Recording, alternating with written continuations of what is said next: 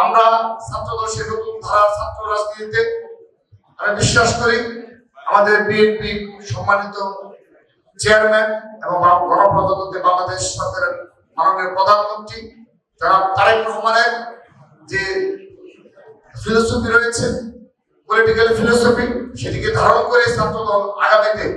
তার এই ধারাবাহিকতা বজায় রাখবে এবং নতুন নতুন ভাবে আরো নতুন কিছু উপহার দেবে। আমরা এই ম্যাগাজিনে শহীদ আবু সাইদের পিতা, আমরা শহীদ ওয়াসিমের বোন এবং শহীদ মুগ্ধর পিতা সহ আমরা পুরো রুটম্যাপ করেছি। জুলাই আগস্ট গণঅভ্যুত্থানের যে রুটম্যাপটা কিভাবে হয়েছে, আন্দোলন সংগঠিত হয়েছে, একদম নিরপেক্ষভাবে আমাদের ছাত্র দলের দৃষ্টিকোণ থেকে না, একদম সাধারণ শিক্ষার্থীদের দৃষ্টিকোণ থেকে আমরা এই রুটম্যাপটা করেছি এবং এটি ছাত্র দলের পেজে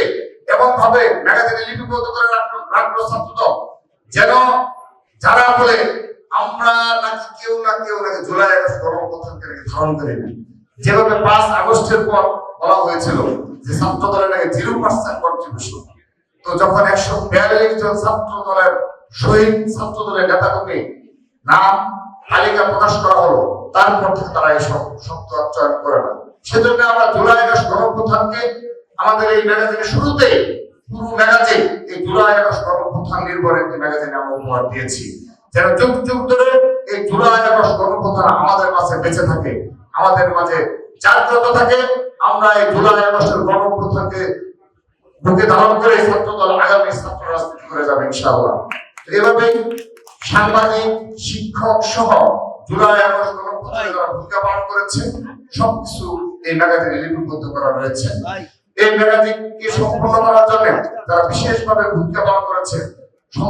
সম্পাদনা পরিষদের সদস্য মোহাম্মদ ছাত্রদল কেন্দ্রীয় সংসদের সংগ্রামী সহসভাপতি মোহাম্মদ নিজামুদ্দিন, সহসভাপতি হাসান আলারের, যুগ্ম সাধারণ সম্পাদক ফরহান আরেফ, যুগ্ম সাধারণ সম্পাদক